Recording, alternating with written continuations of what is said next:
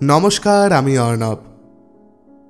শ্রদ্ধেয় বিভূতিভূষণ বন্দ্যোপাধ্যায়ের লেখা শব্দগুলির আলো দিয়ে তৈরি যে মালা সাজিয়ে এতদিন পথ চলছিল আমাদের উৎসব, আজ তার শেষ দিন। না, সে আলো কখনো নিভতে পারে না। উৎসব প্রাঙ্গণ ফাঁকা হতে শুরু করবে আস্তে আস্তে। দোকান পসার গুটিয়ে ফেলতে হবে। আমারও মন কেমন করছে বইকি। তবে এ মেলার দোকান না গোটালে অন্যত্র গড়ব কি দিয়ে? চলে আসুন তবে, আজ উৎসবের শেষ দিন, সব থেকে জমজমাট দিন। শুরু হচ্ছে বিভূতিভূষণ বন্দ্যোপাধ্যায়ের লেখা আদর্শ হিন্দু হোটেলের অন্তিম পর্ব।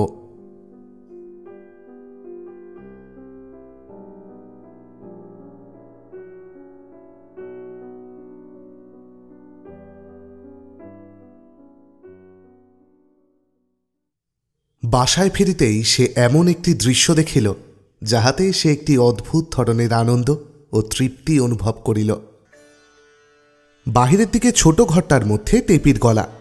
সে বলিতেছে, নরেন্দা, চা না খেয়ে কিছুতেই আপনি এখান থেকে যেতে পারবেন না, বসুন। নরেন বলিতেছে, না না, একবার হোটেলে যেতেই হবে।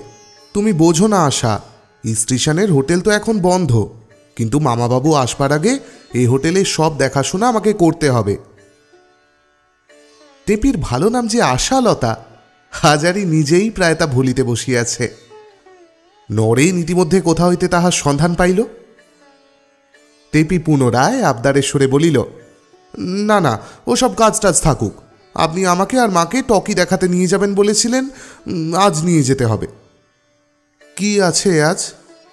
আনবো, একখানা টকির কাগজ রয়েছে ও ঘরে। ঢাক বাজিয়ে কাগজ বিলি করে যাচ্ছিল ও বেলা, খোকা একখানা এনেছে। যাও, চট করে নিয়ে এসো। হাজারির ইচ্ছে ছিল না উহাদের কথাবার্তায় সে বাধা দেয়। এমনকি সে এক প্রকার নিঃশব্দেই রোয়াক পার হইয়া যেমন উত্তরের ঘরটাতে ঢুকিয়াছে, অমনি টেপি টকির কাগজ সন্ধানে আসিয়া একেবারে বাবার সামনে পড়িয়া গেল। টেপি পাছে কোনো প্রকার লজ্জা পায়, এজন্য হাজারি অন্যদিকে চাহিয়া বলিল, এই যে টেপি, তোর মা কোথায় রে? টেপি হঠাৎ যেন কেমন একটু জড়সড় হইয়া গেল। মুখে বলিল, কে? বাবা? কখন এলে গো? টের পাইনি তো। হাজারির কিন্তু মনে হইল টেপি তাহাকে দেখিয়া খুব খুশি হয় নাই। আর একটু পরে বাবা আসিলে ক্ষতিটা কি হইত? হাজারের বুকের ভেতরটা কোথায় যেন বেদনায় টনটন করিয়া উঠিল। মেয়ে সন্তান, আহা বেচারি, সব কথা কি ওরা গুছিয়ে বলতে পারে, না নিজেরাই বুঝতে পারে? টেপি কি জানে তার নিজের মনের খবর কি? হাজারি বলিল, আমি এক্ষুনি হোটেলে বেরিয়ে যাব টেপি, বেলা 5টা বেজে গিয়েছে, আর থাকলে চলবে না। এক গ্লাস জল বরং দে আমায়। ও ঘর থেকে নরেন ডাকিয়া বলিল, মামাবাবু এখন এলেন? হাজারি যেন পূর্বে নরেনের কথাবার্তা শুনিতে পায় নাই, বা এখানে নরেন উপস্থিত আছে সে বিষয়ে কিছুই জানিত না। এমন ভাব দেখাইয়া বলিল, কে নরেন? কখন এলে বাবাজি? অনেকক্ষণ এসেছি মামাবাবু, চলুন, আমিও হোটেলে বেরিয়েছি। বলিতে বলিতে নরেন সম্মুখে আসিয়া দাঁড়াইল। হাজারি বলিল, একটু জল টল খেয়ে নাও, হোটেলে এখন ধোঁয়ার মধ্যে গিয়ে হবেই বা কি। বসো বসো বরং। টেপি, তোর নরেন্দার জন্য একটু চা? না না, থাক মামাবাবু, হোটেলে তো চা এমনিই হবে এখন। তা হোক, আমার বাসায় যখন এসেছ তখন এখান থেকেই চা খেয়ে যাও। বলিয়া হাজারি বাড়ির মধ্যের ঘরের দিকে সরিয়া গেল। টেপির মা তখনও রান্নাঘরের দাওয়ায় একখানা মাদুর বিছাইয়া অঘরে ঘুমাইতেছে দেখিতে পাইল। বেচারি চিরকাল খাটিয়া মরিয়াছে এরোশোলা গ্রামে। এখন চাকর যখন প্রায় সব কাজই করিয়া দেয়, তখন সে জীবনটাকে একটু উপভোগ করিয়া লইতে চায়। হাজারি স্ত্রীকেও জাগাইল না। সবাই মিলিয়া বড় কষ্ট করিয়াছে চিরকাল। এখন সুখের মুখ যখন দেখিতেছে, তখন সে তাহাতে বাদ সাধিবে না। টেপির মা ঘুমাইয়া থাকুক। বাড়ির বাহির হইতে যাইতেছে।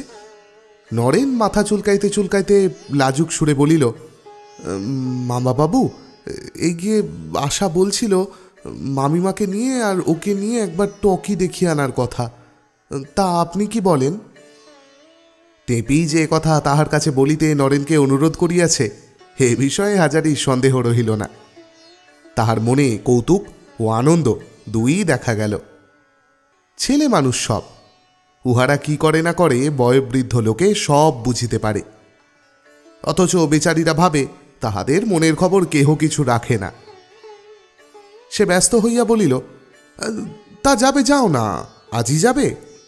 পয়সা কড়ি সব তোমার মামিমার কাছে আছে, চেয়ে নাও। কখন ফিরবে? রাত 8টা হবে মামাবাবু। আপনি নিজে স্টেশনে যদি গিয়ে বসেন একটু। আচ্ছা তা হোক, স্টেশনে আমি যাব এখন, সে তুমি ভেবো না। তুমি ওদের নিয়ে যাও। ও টেপি, ডেকে দে তোর মাকে, অবেলায় পড়ে ঘুমুচ্ছে, ডেকে দে।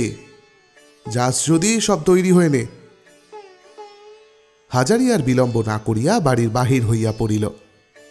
বালক বালিকাদের আমোদের মধ্যে সে বিঘ্ন সৃষ্টি করিতে চায় না। প্রথমে বাজারের হোটেলে আসিয়া এবেলার রান্নার সব ব্যবস্থা করিয়া দিয়া বেলা পড়িলে সে আসিল স্টেশনের প্ল্যাটফর্মের হোটেলে। এখানে সে বড় একটা বসে না, নরেনই এখানকার ম্যানেজার। এসব সাহেবী ধরনের ব্যবস্থা তাহার যেন কেমন লাগে। সন্ধ্যা 7:30টার গাড়ি। চাটগাঁ মেল আসিবার বেশি বিলম্ব নাই। বনগ্রামের গাড়িও এখনই ছাড়বে। এই সময় হইতে রাত্রি 11:30 পর্যন্ত Sirajganj, Dhaka mail, north Bengal express প্রভৃতি বড় বড় দূরের ট্রেনগুলির ভিড়। যাত্রীরা যাতায়াত করে বহু, অনেকেই খায়।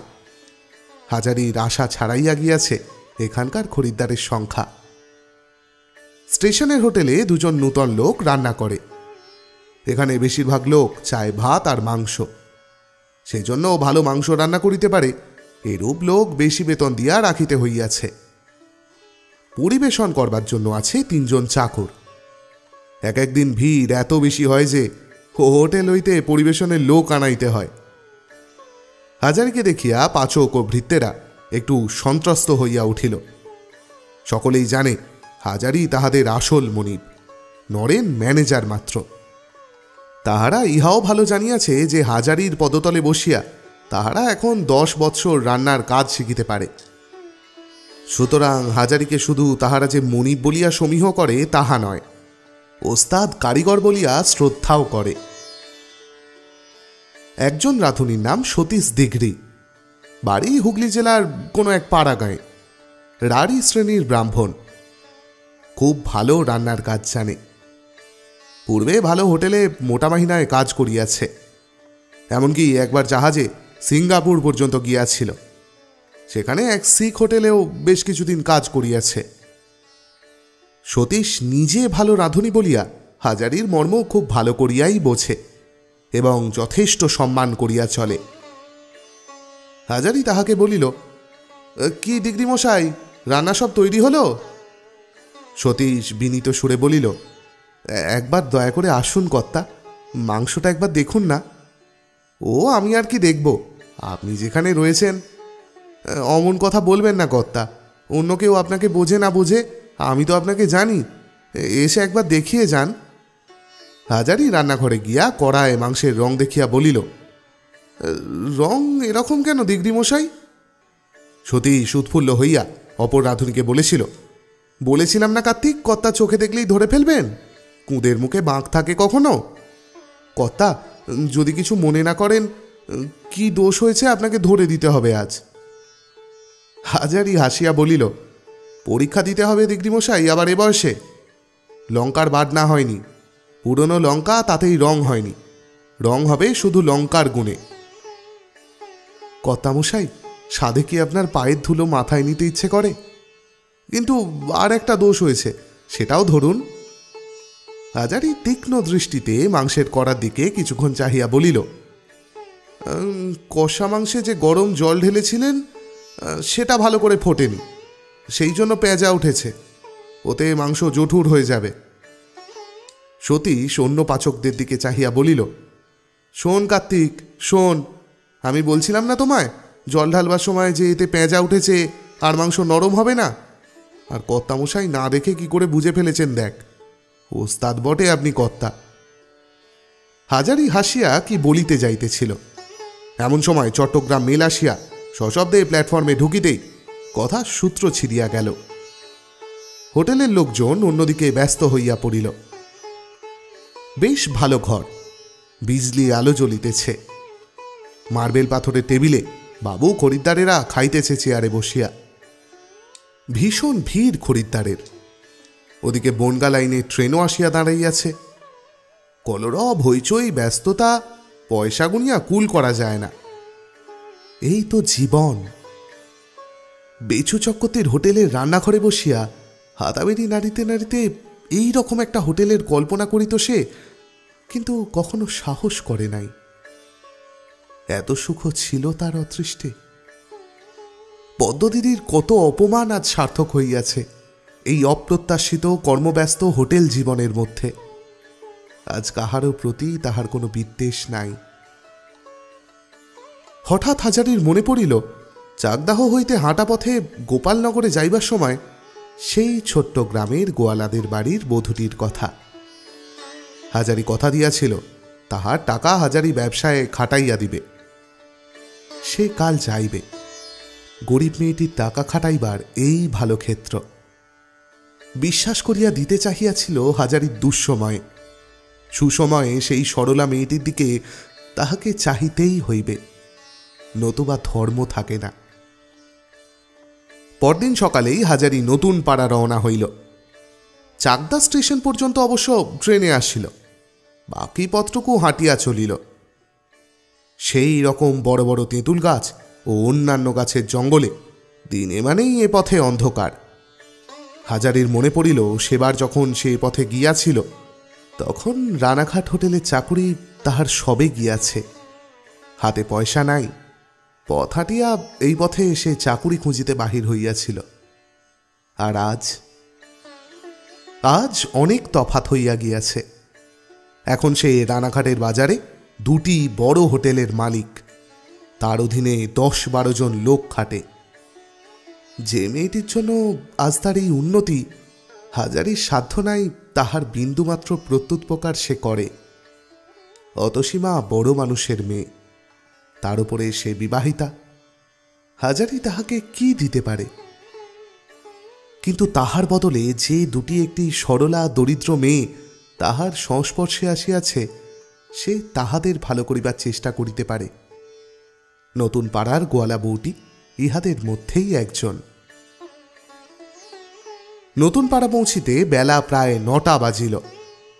গ্রামের মধ্যে হঠাৎ না ঢুকিয়া হাজারি পথের ধারে একটা তেঁতুল গাছের ছায়ায় কাহাদের একখানা গরুর গাড়ি পড়িয়া আছে, তাহার উপর আসিয়া বসিল।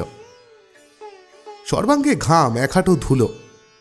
একটু জিরাইয়া লইয়া ঘাম মরিলে সম্মুখের ক্ষুদ্র ডোবাটার জলে পা ধুইয়া জুতা পায়ে দিয়া ভদ্রলোক সাজিয়া গ্রামে ঢোকাই যুক্তিসঙ্গত। একটি প্রৌঢ়বয়স্ক পথিক যশোরের দিক হইতে আসিতেছিল। হাজারিকে দেখিয়া সে কাছে গিয়া বলিল, দেশলাই আছে? আছে, বসুন। আপনারা? ব্রাহ্মণ। প্রণাম হই, একটু পায়ের ধুলো দিন ঠাকুর মশাই। লোকটির নাম কৃষ্ণলাল, জাতিতে শাঁখারি, বাড়ি পূর্ববঙ্গ অঞ্চলে। কথাবার্তায় বেশ টান আছে পূর্ববঙ্গের। বনগ্রামে ইছামতির ঘাটে তাহাদের শাঁখার বড় ভর নোঙর করিয়া আছে। কৃষ্ণলাল পায়ে হাঁটিয়া এ অঞ্চলের গ্রামগুলি এবং ক্রেতার আনুমানিক সংখ্যা ইত্যাদি দেখিতে বাহির হইয়াছে। কাজের লোক বেশিক্ষণ বসে না। একটা বিড়ি ধরাইয়া শেষ করিবার পূর্বেই কৃষ্ণলাল উঠিতে চাহিল। হাজারি কথাবার্তায় তাহাকে বসাইয়া রাখিল। বনগা হইতে 17 মাইল পথ হাঁটিয়া ব্যবসার খোঁজ লইতে বাহির হইয়াছে যে লোক, তাহার উপর অসীম শ্রদ্ধা হইল হাজারির। ব্যবসা কি করিয়া করিতে হয় লোকটা জানে। সে বলিল, গাঁজা টাজা চলে? আমার কাছে আছে। কৃষ্ণলাল একগাল হাসিয়া বলিল, তাহা ঠাকুরমশাই পেরসাদ যদি দেন দয়া করে, তবে তো ভাগ্যি। বসো তবে, এক ছিলিম সাজি। হাজারি খুব বেশি গাঁজা যে খায় তা নয়, তবে উপযুক্ত সঙ্গী পাইলে এক আধ ছিলিম খাইয়া থাকে। আজকাল রানাঘাটে গাঁজা খাইবার খুব একটা সুবিধা নাই। হোটেলে সকলে খাতির করে, তাহার উপর নরেন আছে। এইসব কারণে হোটেলে এ ব্যাপার চলে না। বাসায় তো নয়, সেখানে টেপি আছে। আবার যাহার তাহার সঙ্গে গাঁজা খাওয়া উচিত নয়, তাহাতে মান থাকে না। আজ উপযুক্ত সঙ্গী পাইয়া হাজারি হৃষ্ট মনে ভালো করিয়া ছিলিম সাজিল। কলিকাটি ভদ্রতা করিয়া কৃষ্ণলালের হাতে দিতে যাইতেই কৃষ্ণলাল এক হাত জিভ কাটিয়া হাত জোর করিয়া বলিল, বাপরে, আপনারা ব্রাহ্মণ দেবতা, পেট সাত করে দিন আগে। কথায় কথায় হাজারি নিজের পরিচয় দিল। কৃষ্ণলাল খুশি হইল। সেও বাজে লোকের সাথে মিশিতে ভালোবাসে না। নিজের চেষ্টায় যে রানাঘাটের বাজারে দুটি বড় বড় হোটেলের মালিক, তাহার সহিত বসিয়া গাঁজা খাওয়া যায় বটে। হাজারি বলিল, রানাঘাটে তো যাবে, আমার হোটেলেই ওঠো। রেলবাজারে আমার নাম বললেই সবাই দেখিয়ে দেবে। পয়সা দিও না কিন্তু, আমি সই দিয়ে দিচ্ছি, তোমার সঙ্গে আমার কথা আছে। কৃষ্ণলাল পুনরায় হাত জোর করিয়া বলিল, আগে ওইটি মাপ দিতে হবে কর্তা। আপনার হোটেলেই উঠব, কিন্তু বিনি পয়সায় খেতে পারবো না। ব্যবসার নিয়ম তা নয়, ন্যায্য নেবে ন্যায্য দেবে, এ না হলে ব্যবসা চলে না। ও হুকুম করবেন না ঠাকুর মশাই। বেশ বেশ, তা যা ভালো বোঝো। কৃষ্ণলাল পুনরায় পায়ের ধুলা লইয়া প্রণাম করিয়া বিদায় লইল। হাজারি গ্রামের মধ্যে ঢুকিয়া শ্রীচরণ ঘোষের বাড়ি খুঁজিয়া বাহির করিল। শ্রীচরণ ঘোষ বাড়িতেই ছিল। হাজারিকে দেখিয়া চিনিতে পারিল তখনই। এইসব স্থানে কালে ভদ্রে লোকজন আসে, কাজেই মানুষের মুখ মনে থাকে অনেক দিন। বউটি সংবাদ পাইয়া ছুটিয়া আসিল। গলায় আঁচল দিয়া প্রণাম করিয়া বলিল, বলেছিলেন যে 2-3 মাসের মধ্যে আসবেন খুড়োমশাই। 2 বছর 2.5 বছর হয়ে গেল যে। মনে পড়ল এতদিন পরে মেয়ে বলে। তা তো পড়ল মা। এসো, সাবিত্রী সমান হও মা। বেশ ভালো আছো? আপনি যেরকম রেখেছেন। আপনার বাড়ির সব ভালো খুড়োমশাই? তা একরকম ভালো মা। কুসুম দিদির সঙ্গে দেখা হয়েছিল? ভালো আছে? হ্যাঁ মা, ভালো আছে। আমার কথা বলেছিলেন। হাজারি বিপদে পড়িল। ইহার এখান হইতেই সেবার সেই যাইবার পরে গোপালনগরে চাকুরি করিল অনেক দিন। তারপর কত দিন পর রানাঘাটে গিয়া কুসুমের সহিত দেখা। ইহার কথা তখন কি আর মনে ছিল? ঠিক মনে পড়ছে না বলেছিলাম কিনা। নানা কাজে ব্যস্ত থাকি, সবসময় সব কথা মনে পড়ে না ছাই। বুড়ো তো হয়েছি মা। আহা, বুড়ো হয়েছেন না আর কিছু। আমার পিসে মশাইয়ের চেয়ে আপনি তো কত ছোট। কে, গঙ্গাধর? হ্যাঁ, তা গঙ্গাধর আমার চেয়ে অন্তত 16-17 বছরের বড়। বসুন খুড়োমশাই, আমি আপনার হাত পা ধোয়ার জল আনি। শ্রীচরণ ঘোষ তামাক সাজিয়া আনিয়া হাতে দিয়া বলিল, আপনি তো দাঠাকুর বৌমার বাপের বাড়ির গাঁয়ের লোক। সব শুনেছি আমরা সেবার আপনি চলে গেলে। বৌমা সব পরিচয় দিলেন। হাজারি বলিল, সে বউটির বাপের বাড়ির গাঁয়ের লোক নয়, তবে তাহার পিসিমার শ্বশুর বাড়ির গ্রামের লোক বটে, এবং বউয়ের পিতৃকুলের সহিত তাহার বহুদিন হইতেই জানাশোনা আছে বটে। শ্রীচরণ বলিল, দা ঠাকুর, আমরা ছোট জাত, বলতে সাহস হয় না। যখন এবার পায়ের ধুলো দিয়েছেন, তখন 2-4 দিন এখানে এবার থাকুন না কেন? বৌমার বড় স্বাদ আপনি 2 দিন থাকেন, আমায় বলতি বলেছে আপনাকে। হাজারি এখানে কুটুম্বিতা নিমন্ত্রণ খাইতে আসে নাই। এমনকি আজ ওবেলা রওনা হতে পারলেই ভালো হয়। 2টো বড় হোটেলের কাজ, সে না থাকিলে সব বিশৃঙ্খল হইয়া যাইবে। হাজার কাজ বুঝিলেও নরেন এখনো ছেলে মানুষ। তাহার উপরে 2টি হোটেলের ক্যাশের দায়িত্ব রাখা ঠিক নয়। রান্না করিবার সময়ে বউটিও ঠিক একই অনুরোধ করিল। এখন 2 দিন থাকিয়া যাইতে হইবে, যাইবার এত তাড়া কিসের? সেবার ভালো করিয়া সেবা যত্ন না করিতে পারিয়া উহাদের মনে কষ্ট আছে, এবার তাহা হইতে দিবে না। হাজারি হাসিয়া বলিল, মা, সেবার 2 দিন থাকিলেও কোনো ক্ষতি ছিল না, কিন্তু এবার তা ইচ্ছে করলেও করবার জো নেই। হাজারির কথার ভাবে বউটি অবাক হইয়া তাহার মুখের দিকে চাহিয়া বলিল, কেন খুড়োমশাই, এবারে থাকতে পারবেন না কেন? কি হয়েছে? সেবার চাকুরি ছিল না বলেছিলাম, মনে আছে? এবার যে চাকুরি হয়েছে তা বুঝতে পেরেছি। ভালোই তো, ভগবান ভালোই করেছেন। এখন কোথায় খুড়োমশাই? গোপালনগরে। ও, তাই এ রাস্তা দিয়ে হেঁটে যাচ্ছেন বুঝি? ঠিকই বুঝেছ মা, মায়ের আমার বড্ড বুদ্ধি।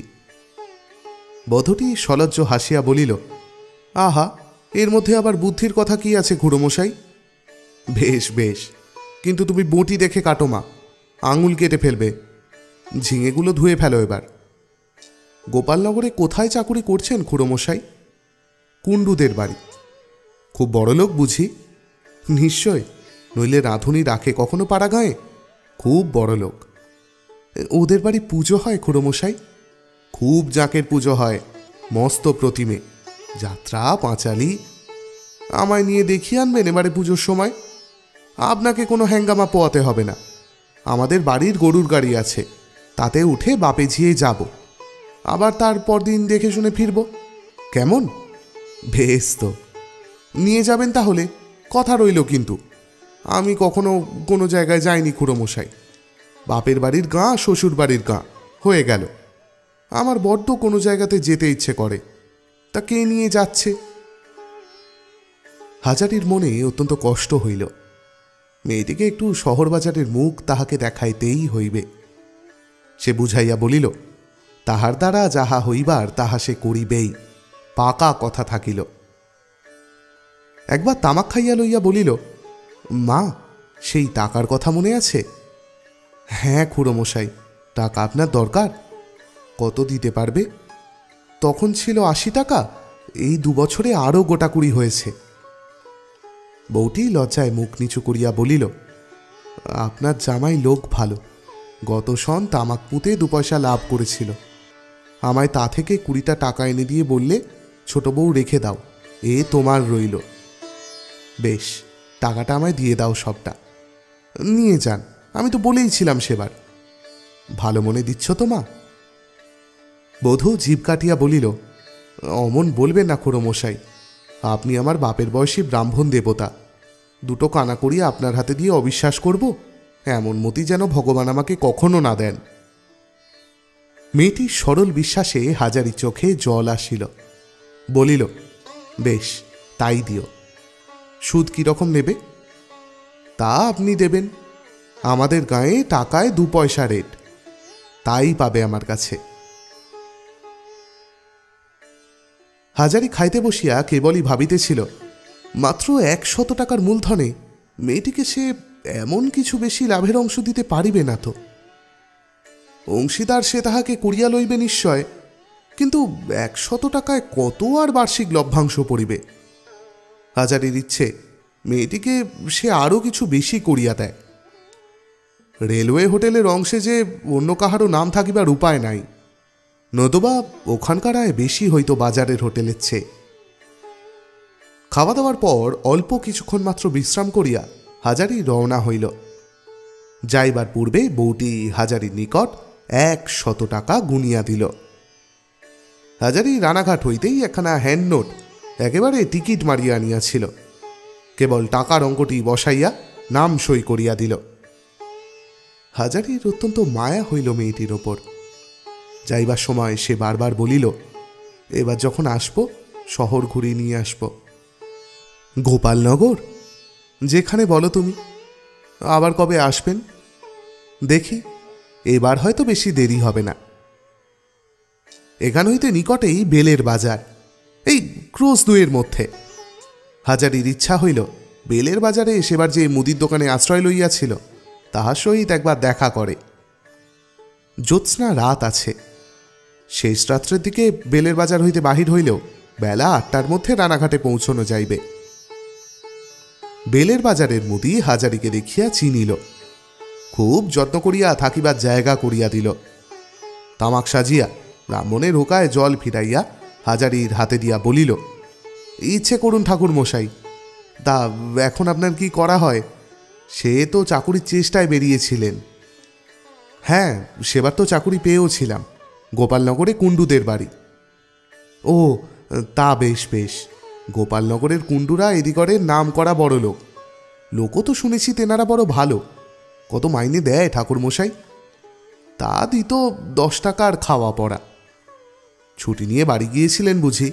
এখন গোপালনগরেই যাবেন তো? না না, আমি আর সেখানে নেই। মুদি দুঃখিত স্বরে বলিল, আহা, সে চাকুরি নেই, তবে এখন কি? হাজারি বসিয়া তাহার হোটেলের ইতিহাস অনুপূর্বক বর্ণনা করিল। দোকানি পাকা ব্যবসাদার, ইহার কাছে এই গল্প করিয়া সুখ আছে। ব্যবসা কাহাকে বলে এ বোঝে। রাত প্রায় 8:30 বাজিল। হাজারির গল্প শুনিয়া মুদি তাহাকে অন্য চোখে দেখিতে আরম্ভ করিয়াছে।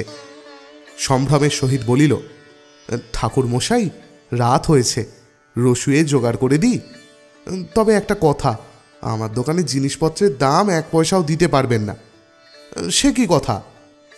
না ঠাকুর মশাই, এখন তো পথ চলতি খদ্দের নন, আমারই মতো ব্যবসাদার, বন্ধু লোক। আমার দোকানে দয়া করে পায়ের ধুলো দিয়েছেন, আমার যা জোটে 2টি বিদুরের খুদ খেয়ে যান। আবার রানাঘাটে যখন আপনার হোটেলে যাব, তখন আপনি আমায় খাওয়াবেন। হাজারি জানে এ অঞ্চলে এই রকমই নিয়ম বটে। ব্যবসাদার লোকেদের পরস্পরের মধ্যে যথেষ্ট সহানুভূতি ও খাতির এখনও এসব পাড়াগাঁও অঞ্চলে আছে। রানাঘাটের মতো শহর জায়গায় রেশারেশির আবহাওয়ায় উহা নষ্ট হইয়া গিয়াছে। রাত্রে দোকানি বেশ ভালো খাওয়া দাওয়ার জোগাড় করিয়া দিল। ঘি ময়দা আনিয়া দিল, লুচি ভাজিয়া খাইতে হইবে। হাজারির কোনো আপত্তিই টিকিল না। ছোট একটা রুই মাছ কোথা হইতে আনিয়া হাজির করিল। টাটকা পটল, বেগুন, প্রায় আধ সের ঘন দুধ। হাজারি দস্তুর মতো লজ্জিত ও অপ্রতিভ হইয়া পড়িল। এমন জানিলে সে এখানে আসিত না। মিছিমিছি বেচারির দণ্ড করা। অথচ সে কথা বলিতে গেলে লোকটি মহা দুঃখিত হইবে। এই ধরনের নিঃস্বার্থ আতিথেয়তা শহর বাজারে হাজারির চোখে পড়ে নাই। এইসব পল্লী অঞ্চলে ইহা এখনও আছে। হয়তো 2-10 বছর পরে আর থাকিবে না। পরদিন সকালে হাজারি দোকানের নিকট বিদায় লইল বটে, কিন্তু রানাঘাটে না আসিয়া হাঁটাপথে গোপালনগর চলিল। তাহার পুরনো মনিব বাড়ি। সেখানে তাহার একখানা কাপড়ের পুটুলি আজও পড়িয়া আছে। হানি করিয়াও আনার হইয়া ওঠে নাই। পথে বেলা চড়িল। পথের ধারে বন জঙ্গলে ঘেরা ছোট্ট পুকুরটি দেখিয়া হাজারির মনে পড়িল, ইহারই কাছে শ্রীনগর শিমলে গ্রাম। হাজারি গ্রামের মধ্যে ঢুকিল। তাহার বড় ইচ্ছা হইল সেবার যাহার বাড়িতে আশ্রয় লইয়াছিল সেই ভদ্রলোকের সঙ্গে দেখা করিয়া তবে যাইবে। অনেকদিন পরে যখন এ পথে আসিয়াছে, তখন তাহার সংবাদ লওয়াটা দরকার বটে। বিহারী বাণিজ্যমশাই বাড়িতেই ছিলেন। এই 2 বছরে চেহারা তাহার আরও ম্যালেরিয়া শীর্ণ হইয়া পড়িয়াছে। মাথার চুল সবগুলি পাকিয়া গিয়াছে, সম্মুখে 2-1টি দাঁতও পড়িয়াছে। বাণিজ্যমশাই হাজারিকে দেখিয়া চিনিতে পারিলেন। গ্রাম্য আতিথেয়তার কোনো ত্রুটি হইল না। তখনই হাত পা ধুইবার জল আনিয়া দিলেন এবং এবেলা অন্তত থাকিয়া আহার না করিয়া তাহার যে যাইবার উপায় নাই, এই কথাটিও হাজারিকে জানাইয়া দিলেন। বাড়ির সম্মুখস্থ নারিকেল গাছে ডাব পাড়াইবার জন্য তখনই লোক উঠাইবার ব্যবস্থা করিলেন। গ্রামে তখনই তত লোক ছিল না। এ 2 বছরে যেন আরও জনশূন্য হইয়া পড়িয়াছে। বাণিজ্যমশাইয়ের বাড়ির উত্তর দিকের বাঁশ বাগানের ওপারে সেবারে একঘর গৃহস্থ ছিল, হাজারির মনে আছে। এবারে সেখানে ভিটা পড়িয়া আছে। বিহারী বাণিজ্যে বলিলেন, কে? ও দুলাল তো? না না, ওদের আর কেউ নেই। দুলাল আর তার ভাই নেপাল এক কার্তিক মাসে মারা গেল। দুলালের বউ বাপের বাড়ি চলে গেল ছেলেটা মেয়েটার হাত ধরে। আর নেপাল তো বিয়েই করেনি। কাজেই ভিটে সমভূমি হয়ে গেল। আর গাঁ শুদ্ধ হয়েছে এই দশা। তা আপনি আসবেন বলেছিলেন, আসুন না, ওই দুলালের ভিটেতে ঘর তুলুন, কিংবা চলে আসুন, আমার এই রাস্তার ধারে জমি দিচ্ছি আপনাকে। আমাদের গাঁয়ে এখন লোক দরকার। আপনি আসুন, খুব ভালো ধানের জমি দেব আপনাকে, আর আম কাঁঠালের বাগান। কত চান? বড় বড় আম কাঁঠালের বাগান পড়ে রয়েছে ঘোর জঙ্গল হয়ে পূর্ব পাড়ায়। লোক নেই মশাই, কে ভোগ করবে? আপনি আসুন, 4খানা বড় বড় বাগান আপনাকে জমা দিয়ে দিচ্ছি। আমাদের গায়ের মতো খাদ্যসুখ কোথাও পাবেন না। আর এত সস্তা! দুধ বলুন, ফুলফুলুরি বলুন, মাছ বলুন, সব সস্তা। হাজারি ভাবিল জিনিস সস্তা না হইয়া উপায় কি, কিনিবার লোক কে আছে। একটা কথা তাহার মনে হওয়াতে সে বিহারী মানুষকে জিজ্ঞাসা করিল, গাঁয়ে লোক নেই তো জিনিসপত্র তৈরি করে কে, এই দুধ তরকারি? ভানুজ্যে মশাই বলিলেন, ওই যে আপনি বুঝতে পারলেন না, ভদ্রলোক মরে হেজে যাচ্ছে, কিন্তু চাষা লোকের বাড়বড়ন্ত খুব। শিমলে গাঁয়ের বাইরে মাঠের মধ্যে দেখবেন 100 ঘর চাষি কাউরি আর বুনোর বাস।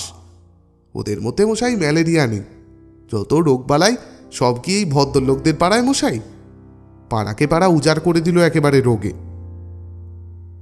বিহারী মানুষের 4টি ছেলে ছিল। বড় ছেলেটির বছরখানেক আগে বিবাহ দিয়াছেন বলিলেন। সে ছেলেটির স্বাস্থ্য এত খারাপ, সে হাজারির মনে হইল এই গ্রামে আর 2-3 বছর এভাবে যদি ছেলেটা কাটায়, তবে বাণুজ্য মশাইয়ের পুত্রবধূকে কপালে সিঁদুর এবং হাতের নোয়ার মায়া কাটাইতেই হইবে। কিন্তু সে ছেলেটির বাড়ি ছাড়িয়া কোথাও যাইবার উপায় নাই। জমি জমা চাষাবাদের সমস্ত কাজই তাহাকে দেখিতে হয়। বৃদ্ধ বাণুজ্য মশাই একদম আসক্ত হইয়া পড়িয়াছেন। বড় ছেলেটি একমাত্র ভরসা। তাহার ওপর ছেলেটি লেখাপড়া এমন কিছু জানে না যে বিদেশে বাহির হইয়া অর্থ উপার্জন করিতে পারে। তাহার বিদ্যার দৌড় গ্রামের উচ্চ প্রাথমিক বিদ্যালয় পর্যন্ত।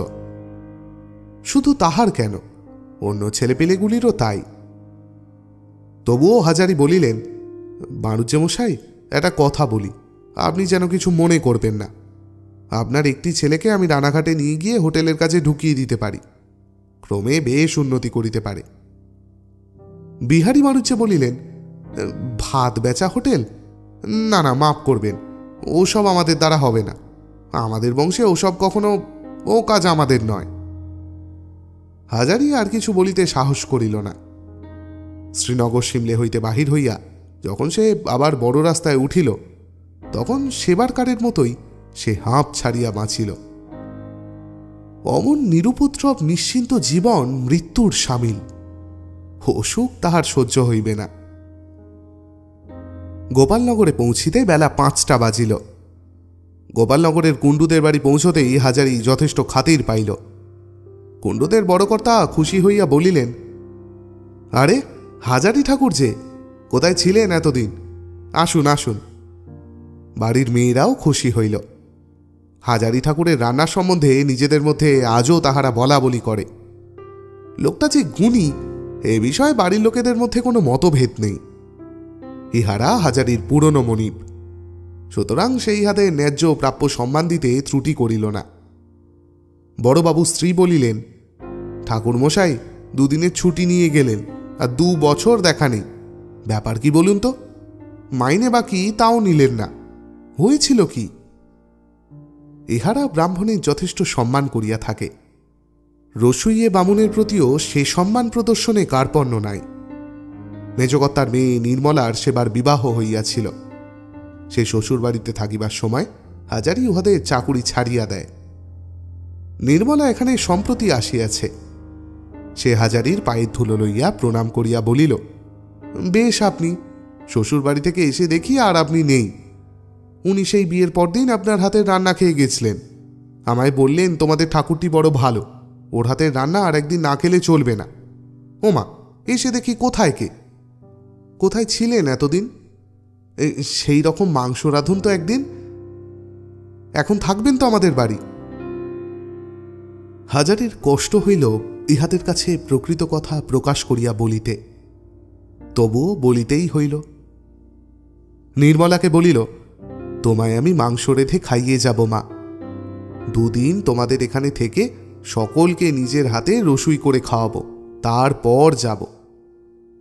বড়কর্তা শুনিয়া খুশি হইয়া বলিলেন, রানাঘাটের প্ল্যাটফর্মে সে নতুন হোটেল আপনার? বেশ বেশ, আমরা ব্যবসাদার মানুষ ঠাকুর মশাই, এইতে বুঝি যে চাকরি করে কখনো উন্নতি হতে পারে না। উন্নতি আছে ব্যবসাতে, তা সে যে কোনো ব্যবসায়ী হোক। আপনি ভালো রাঁধেন, ওই হোটেলের ব্যবসাই আপনার ঠিক ব্যবসা। যেটা যে বোঝে বা জানে, উন্নতি আপনি করবেনই। আসিবার সময় ইহারা হাজারিকে একজোড়া ধুতি উড়ানি দিল এবং প্রাপ্য বেতন যাহা বাকি ছিল সব চুকাইয়া দিল। হাজারি বেতন লইতে আসে নাই, কিন্তু উহা তাহার বলা সাজে না। সম্মানের সহিত হাত পাতিয়া সে টাকা ও কাপড় গ্রহণ করিয়া গোপালনগর হইতে বিদায় লইল। রানাঘাট স্টেশনে নামিতেই নরেনের সঙ্গে দেখা। সে বলিল, কোথায় গিয়েছিলেন মামাবাবু? বাড়িশুদ্ধ সব ভেবে খুন। কাল রেলওয়ে ইন্সপেক্টর এসেছিল, আমাদের হোটেল দেখে খুব খুশি হয়ে গিয়েছে। স্টেশনের রিপোর্ট বইতে বেশ ভালো লিখেছে। টেপি ভালো আছে? হ্যাঁ, কাল আমরা সব টকি দেখতে গেলাম মামাবাবু, মামিমা, আমি আর আশালতা। মামিমা টকি দেখে খুব খুশি। টেপির কথাটা সে মামিমার ওপর দিয়াই চালাইয়া দিল। আর একটা কথা মামাবাবু। কি? কাল পদ্মজি এসে আপনাদের বাসায় মামিমার সঙ্গে অনেকক্ষণ আলাপ করে গেল, আর কুসুম দিদি একবার আপনাকে দেখা করতে বলেছেন, উনিও কাল এসেছিলেন। হাজারি বাড়ি ঢুকিতেই টেপি ওরফে আশালতা এবং তার মা দুজনেই টকির গল্পে মুখর হইয়া উঠিল। জীবনে এই প্রথম। তাহারা কখনো ও জিনিসের কল্পনাই করে নাই। আবার একদিন দেখিতে হইবে। এইবার কিন্তু টেপি বাবাকে সঙ্গে না লইয়া ছাড়িবে না। কাজ তো সব সময়ই আছে, একদিনও কি সময় করিয়া যাইতে নাই? কি গান গাইলে! চমৎকার গান বাবা, আমি দুটো শিখে ফেলেছি। কি গান রে? একটা হলো তোমারই পথ চেয়ে থাকবো বসে চিরদিন। চমৎকার সুর বাবা, শুনবে? বেশ গাইতে পারি এটা। থাক, এখন আর দরকার নেই, অন্য সময়, এখন একটু কাজ আছে। টেপি মনক্ষুণ্ণ হইল। এমন গানটা বাবাকে শোনাইতে পারিলে খুশি হইত। তা নয়, বাবা সব সময় কেবল কাজ আর কাজ। টেপির মা বলিল, ওগো, কাল পদ্ম বলে একটা মেয়ে এসেছিল আমার সঙ্গে দেখা করতে। বেশ লোকটা। ওদের হোটেলে তুমি নাকি কাজ করতে? হাজারি আগ্রহের সহিত জিজ্ঞাসা করিল, কি বললে পদ্ম দিদি? গল্প করলে বসে, পান সেজে দিলাম খেলে। ওদের সে হোটেল উঠে যাচ্ছে, আর চলে না, এই সব বললে। হাজারি এখনো পদ্মকে সম্ভ্রমের চোখে দেখে। পদ্ম দিদি, সেই দুর্দণ্ড প্রতাপ পদ্ম দিদি, তাহার বাড়িতে আসিয়াছিল বেড়াইতে, তাহার স্ত্রীর সহিত যাচিয়া আলাপ করিতে। হাজারি নিজেকে অত্যন্ত সম্মানিত বিবেচনা করিল। পদ্মঝি তাহার বাড়িতে পদধূলি দিয়া যেন তাহাকে কৃতার্থ করিয়া দিয়া গিয়াছে। টেপি বলিল, বাবা, নরেন দাদাকে আমি নেমন্তন্ন করেছি। নরেন্দা বলেছে আমাকে মাংস রেঁধে খাওয়াতে হবে, তুমি মাংস এনে দাও। হাজারি এদিকে সব কাজ মিটাইয়া কুসুমের বাড়ি যাইবার জন্য রওনা হইল। পদে হঠাৎ পদ্ম দিদির সঙ্গে দেখা। পদ্মঝির পরনে মলিন বস্ত্র, কখনো হাজারি জীবনে যাহা দেখে নাই। হাজারি বলিল, হাতে কি পদ্ম দিদি, যাচ্ছ কোথায়? পদ্ম হাজারিকে দেখিয়া দাঁড়াইল, বলিল, ঠাকুর মশাই, কবে ফিরলে? হাতে তেঁতুল একটু নিয়ে এলাম হোটেল থেকে। হাজারি মনে মনে হাসিল। হোটেল হইতে লুকাইয়া জিনিস সরাইবার অভ্যাস এখনো যায় নাই পদ্ম দিদির। হাজারি পাশ কাটাইয়া চলিয়া যাইবার চেষ্টা করিল, কিন্তু পদ্ম বলিল, শোনো, দাঁড়াও না ঠাকুর মশাই, কাল তোমাদের বাসায় গিয়েছিলাম যে, বলেনি বৌদিদি? হ্যাঁ হ্যাঁ, বলেছিল বটে। বৌদিদি বড় ভালো লোক, আমার সঙ্গে কত গল্প করলে। আর একদিন যাব। বাহ, যাবে বই কি পদ্ম দিদি, তোমাদেরই বাড়ি, যখন ইচ্ছে হয় যাবে। হোটেল কেমন চলছে?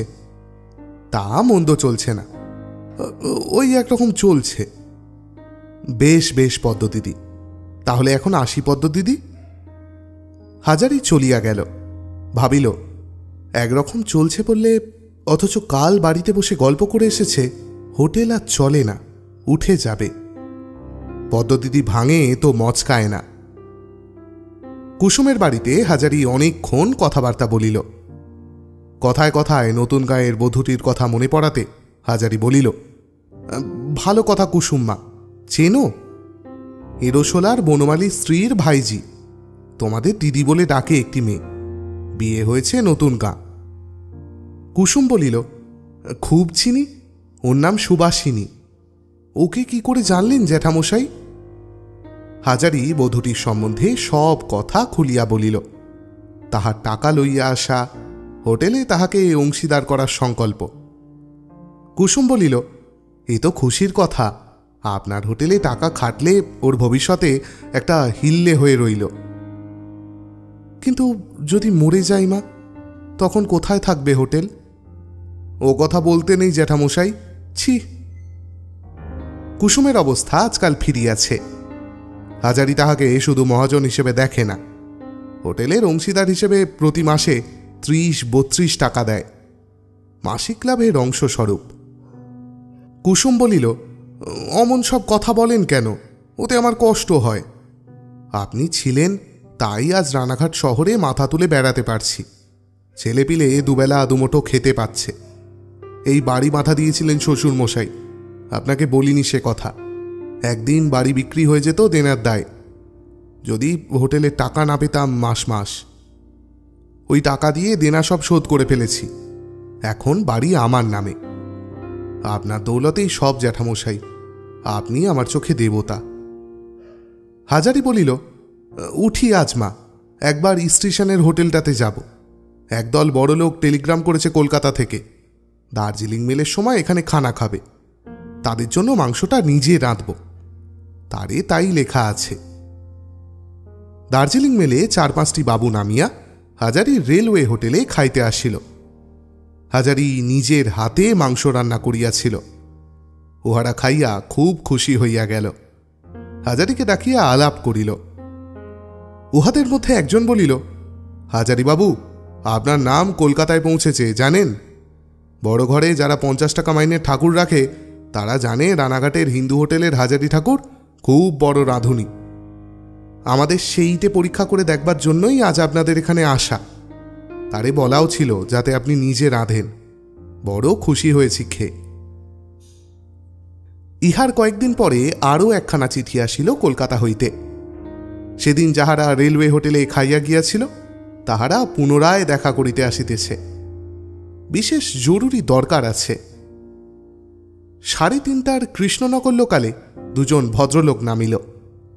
তাহাদের একজন সেদিনকার সেই লোকটি, যে হাজারির হাতে রত সুখ্যাতি করিয়া গিয়াছিল। অন্য একজন বাঙালি নয়, কি জাত হাজারি চিনিতে পারিল না। পূর্বের ভদ্রলোকটি হাজারির সঙ্গে অবাঙালি ভদ্রলোকটির পরিচয় করাইয়া দিয়া হিন্দিতে বলিল, এর কথাই আপনাকে বলছিলাম, এই সেই হাজারি ঠাকুর। অবাঙালি ভদ্রলোকটি হাসি মুখে হিন্দিতে কি যেন বলিলেন। হাজারি ভালো বুঝিল না।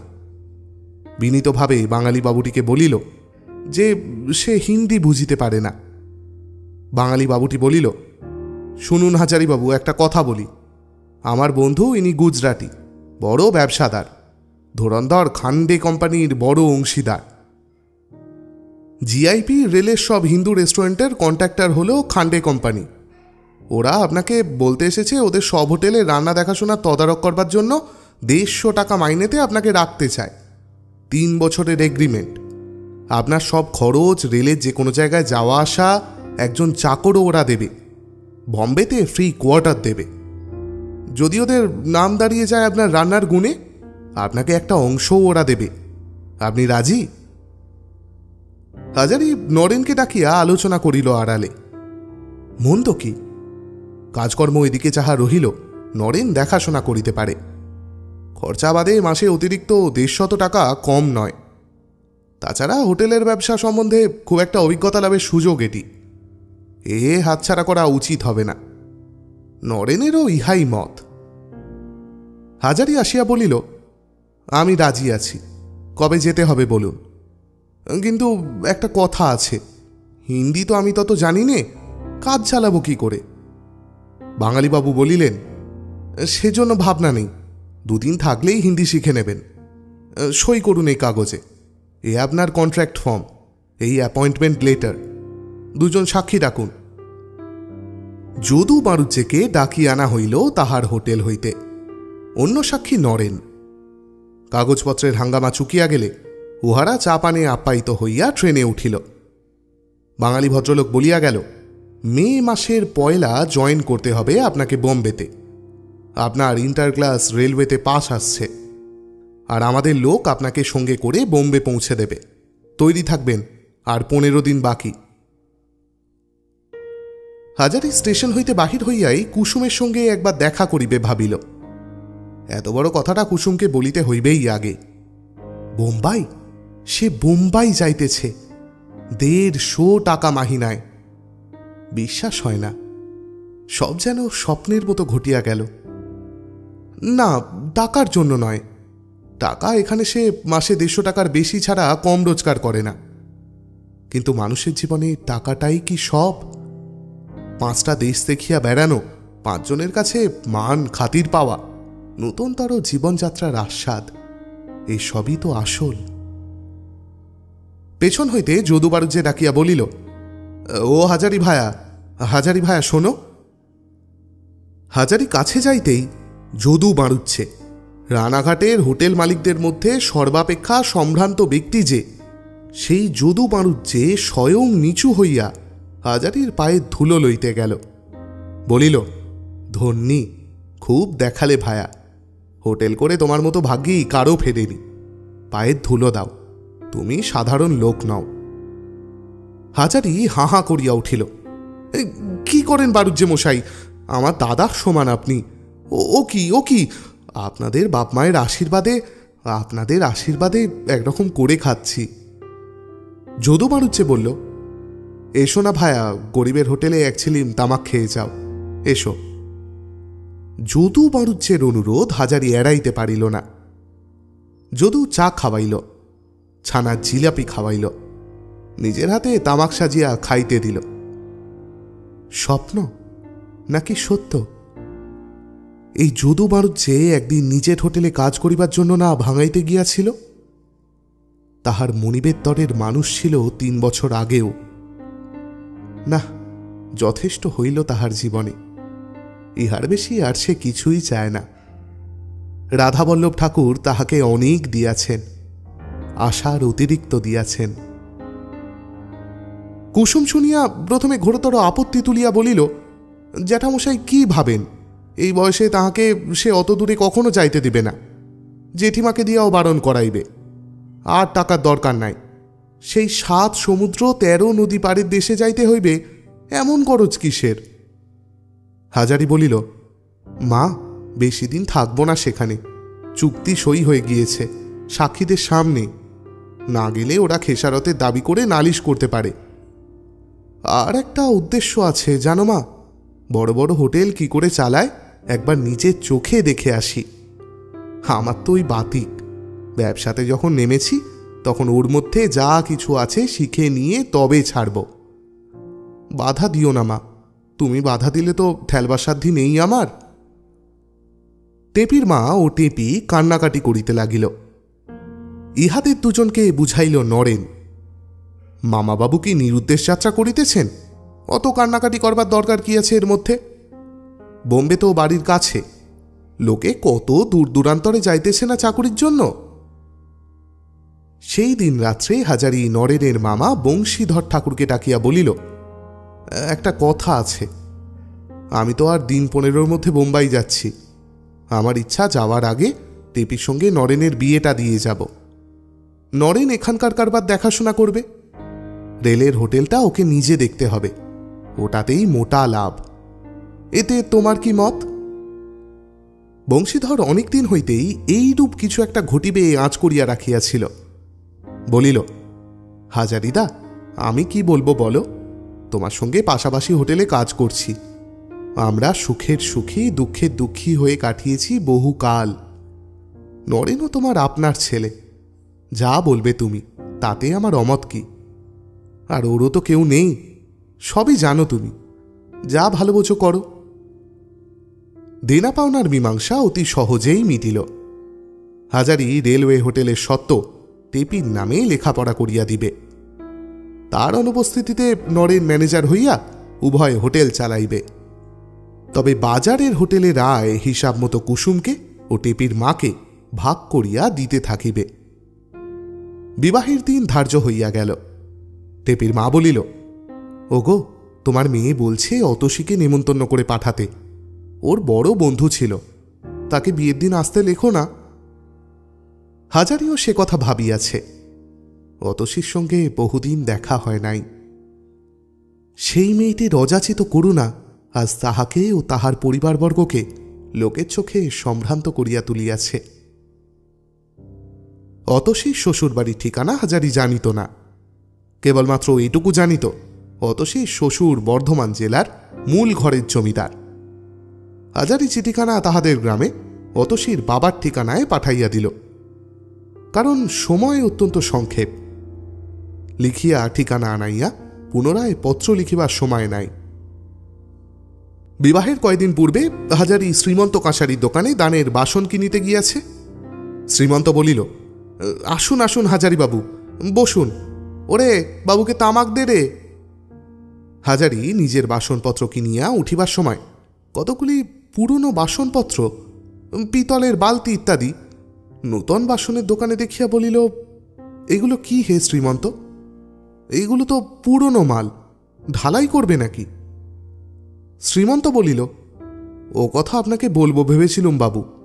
ও আপনাদের পুরনো হোটেলের পদ্মঝি রেখে গেছে, হয় বন্ধক নয় বিক্রি।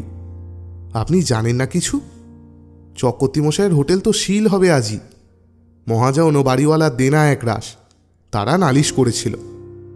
তা বাবু পুরনো মালগুলো নিয়ে নিন না কেন? আপনাদের হোটেলের কাজে লাগবে। বড় ডেকচি, পিতলের বালতি, বড় গামলা সস্তা দরে বিক্রি হবে। ও বন্ধকি মালের হ্যাঙ্গামা কে পোয়াবে বাবু? তার চেয়ে বিক্রিই করে দেব। হাজারি এত কথা জানিত না। বলিল, পদ্ম নিজে এসেছিল? হ্যাঁ, ওদের হোটেলের একটা চাকর সঙ্গে নিয়ে। হোটেল সিল হলে কাল একটা জিনিসও বার করা যাবে না ঘর থেকে, তাই রেখে গেল আমার এখানে। বলে গেল এগুলো বন্ধক রেখে কিছু টাকা দিতেই হবে। চক্রবর্তীমশায়ের নাকি একেবারে অচল। বাসনের দোকান হইতে বাহির হইয়া অন্য 5টা কাজ মিটাইয়া হোটেলে ফিরিতে অনেক বেলা হইয়া গেল। একবার বেচু চক্রবর্তীর হোটেলে যাইবে ভাবিয়াছিল, কিন্তু তাহার ঘটিয়া উঠিল না। কুসুম এ কয়দিন এ বাসাতেই বিবাহের আয়োজনে নানা রকম বড় ছোট খুচরা কাজে সারাদিন লাগিয়া থাকে। হাজারি তাহাকে বাড়ি যাইতে দেয় না। বলে, মা, তুমি তো আমার ঘরের লোক, তুমি থাকলে আমার কত ভরসা, এখানেই থাকো এ কয়টা দিন। বিবাহের পূর্বদিন হাজারি অতসীর চিঠি পাইল।